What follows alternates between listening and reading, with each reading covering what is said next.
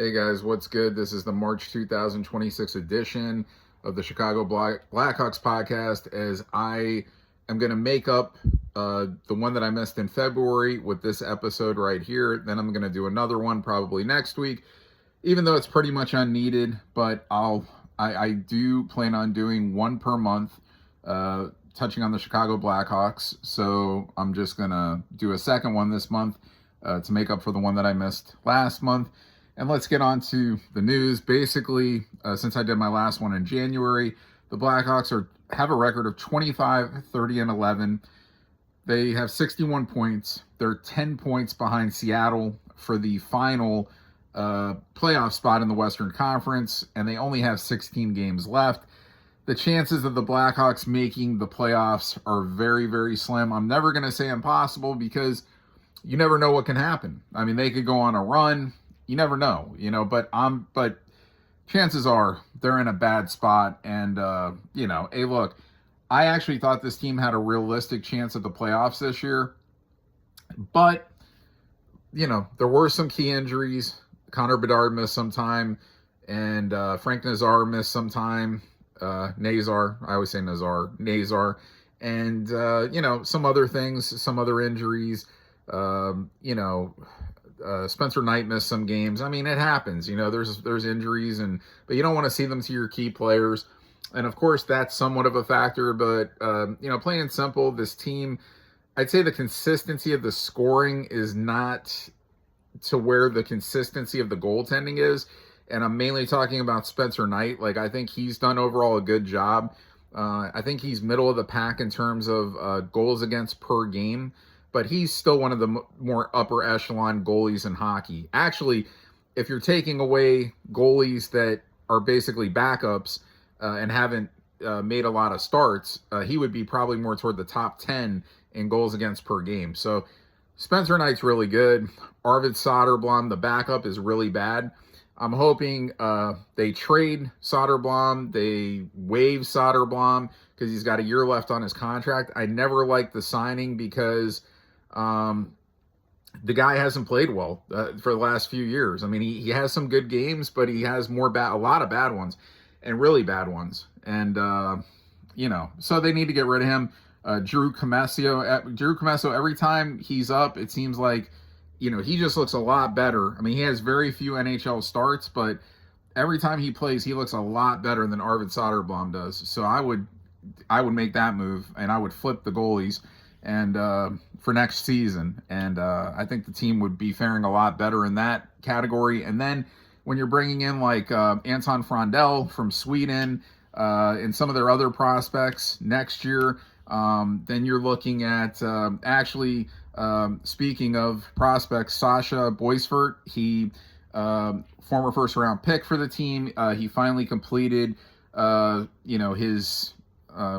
his college at Boston University, and his college career is over there. So he basically, or his college season is over. I mean, he could have decided to, stay again, I guess, but he decided to end his college career and basically sign his 3-year entry level with the Chicago Blackhawks. So I would assume he's probably going to come up. I would assume he signed that contract because they feel he's ready. Now, I mean, they could option him to the minors. I don't know. But I would think he's going to be on the team at least at some point before this season's over in these last 16 games.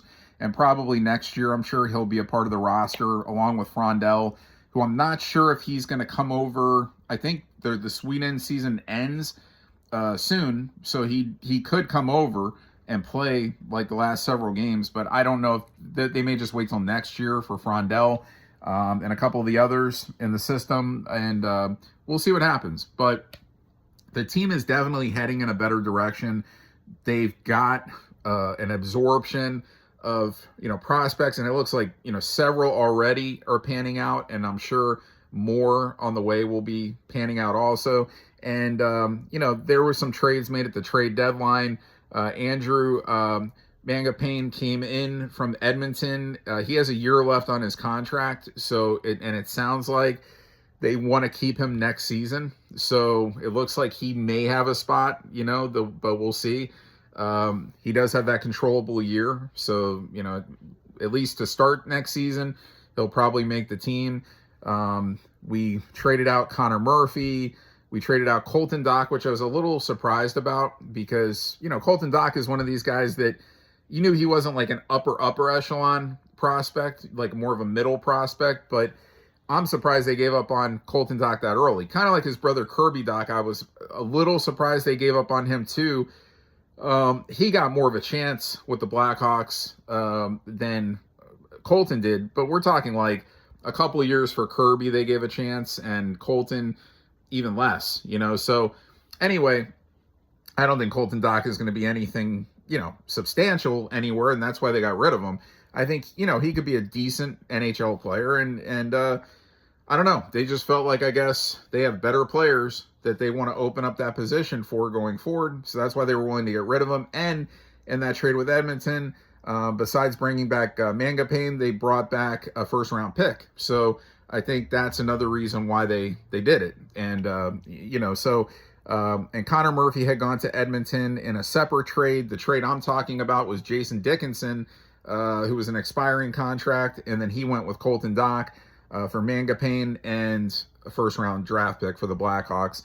And then Nick Foligno, he's reunited with his brother in Minnesota, I believe, and that's where, I guess he'll end his career. I don't know, if he's just playing out this year and then he retires, or because he was also an expiring contract, I believe. So, I don't know if Minnesota re-signs him for another year, probably. But, hey, and Nick Foligno, man, that dude is a great guy. And, a great guy to name a captain. He's the right kind of guy to have around. He was the right guy to have around these kids, all these kids on this hockey team. And, I've met that guy several times. Nice guy. Nicest guy in the world. And I wish him the best. I don't want to see Minnesota win a championship because, they're Blackhawks rivals. But I do wish Nick the best. So, hey, there could be much worse teams than Minnesota, in my opinion, that can win the Stanley Cup. If they did win it, I guess I wouldn't feel horrible because he's there. But I'd rather see them not. Okay, so let's just leave it at that.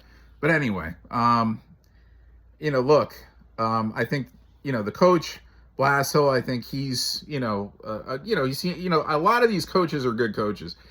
And they're only going to be as good of coach as the players are on their teams that they're coaching. I mean, if the players are not talented enough, if the teams have major injury problems, the teams usually aren't going to do well. And then eventually it's going to take a toll on the coaches and they're going to get fired. And, then it turns into retreading. Like you see the same coaches go elsewhere. They may land in a better situation, a team, an organization with better players.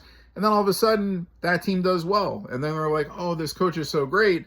Meanwhile, it's the same coach that was coaching a team that was doing so poorly before. But again, talent. Talent is what's going to make you look better. And so, but I think Blashill, for what he is as a coach, I think he's good. And I think it seems like the players like him. And, let's stick with him. Let's not fire him. And, let's let the players keep, let's let this organization keep getting more talented year by year. Hopefully next year is the year where they finally make the playoffs, and they're on their way. They really are. They're on their way. I mean, it took several years, but they're on their way. And Connor Bedard, even though he had 2 good years to start his career, 2 solid years, he's having a really star year this year, and that's even with missing almost a month. So he's almost at 30 goals. I think he's about 27, I think.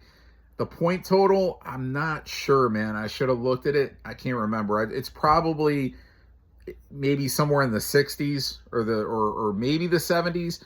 Probably the 60s, I would think. But, Connor Bedard is starting to look like a monster this year. And then I think that's, going to be really good going into next year, because then you're looking at a kid that's definitely should be 30-plus goals every year. And he's a complete player, so you're looking at, that 100-point potential year in and year out. A guy that just could create for other players, create easier shots for other players. Therefore, he benefits and he starts stacking up the assists. And then, you become a 100-point player in this league, then on a consistent basis, then you're going to be contending, for the MVPs every year, be the best player in the league. So I mean, Connor Bedard is panning out and looks like exactly what they drafted. He will be re-signed. We'll see what kind of a contract he gets. I'm thinking, he's not going to take, I don't think he's going to take a long one. I think he's going to take like a middle one. So maybe like a 4 or 5 year deal, because he's going to want to rake. He's going to actually, if he's 20 years old, he'll be 21. So like if he takes, say, even a 5 year deal, you're talking then till he's 26. Then he could sign a long deal if he wants to, from 26 to his late, 10-year contract or 9-year contract, whatever it is.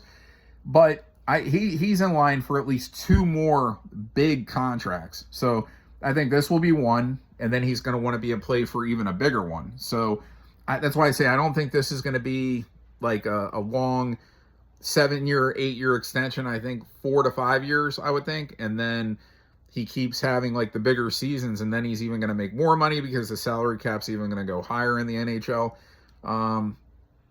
So anyway, guys, I don't want to sit here. I'm not going to dissect every player on the team. I think the guys that got traded were the guys that we kind of expected to get traded, minus Doc. Like, I'm a little surprised by Colton Doc, like I said, just because of his age. And he was just always, in that group of the upcoming Blackhawks prospects. But I mean, I get it. They're getting a proven veteran, controllable for 1 more year, and a first-round pick from Edmonton. So, I mean, I kind of understand why the trade went down. And like I said, I don't think Colton Doc is going to be anything, he's not going to be anything great. I mean, he'll be a solid contributor, a guy that could be on an NHL team, and, I don't know, maybe he scores 15 to 20 goals. I don't think he's going to be much more than that, if that, but we'll see what happens, and so, and they're going to have another pretty good draft pick probably. And for their record, unless they make a run and they manage to get into the playoffs, which again is a possibility, but I would say it's going to be very hard, with the amount of games left, 16 games left, 10 points out. You really got to win basically just about every game, and then hope some certain teams slide. There's other teams that are still even ahead of them in the way, that are underneath Seattle. So I'm looking more to next year now, and and look, they got the right, Bertuzzi, right veterans, Bertuzzi, Teravainen. They still got some really good vets on this team. Mangapane, who they just traded for. So, going into next year, Ryan Donato. Burakovsky. So you got some vets still here, and then they'll be implanting the roster with more young guys, particularly highlighted by Anton Frondell. That's going to be a major addition. Anton Frondell will be a major addition for this team, and I think he's going to be a guy that's going to be like a 30-goal caliber scorer, 25 for sure, probably 30 and above. I mean, I think he's going to be really good, like a stud scorer for this team. And what this team is missing, that one more consistent big goal scorer to go with like Bedard and Bertuzzi and Nazar, I think will turn into that also. Like, I just think, he had a lot of injury issues this year and inconsistent play to start off with, but he's gotten better as he's come back and the season's gone on. So I think they're in a great spot, guys. Nick Lardis, that's another kid that I think eventually, next year will give them even bigger. He showed flashes when he's been on the team so far this year. So get the backup goalie Soderblom out. Get Comesso in, bring him up, let him back up Spencer Knight, and get Frondell on the team. Let's look at some of the other prospects.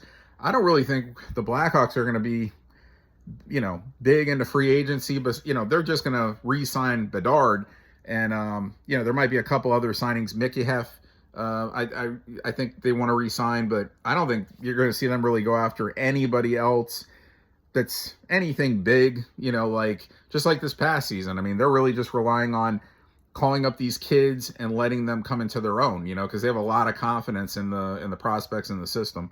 So anyway, guys, I'm going to cut this off. I'm going to come back next week with another one. We'll probably have a few more games under our belt. We'll know if they are kind of making a move toward the playoff or not. But again, it's going to be really tough. So anyway, this is my second Chicago Bulls podcast.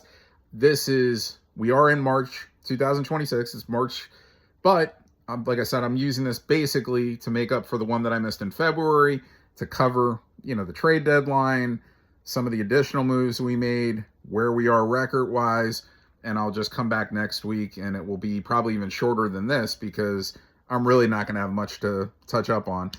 So anyway, maybe we'll have more news if Frondell is actually going to come and join the team this year. We'll see. So I'll see you next week. But that will be my third installment. And then after that, you won't see me again until April. And then once per month thereafter regarding the Chicago Blackhawks. So I'll see you next episode.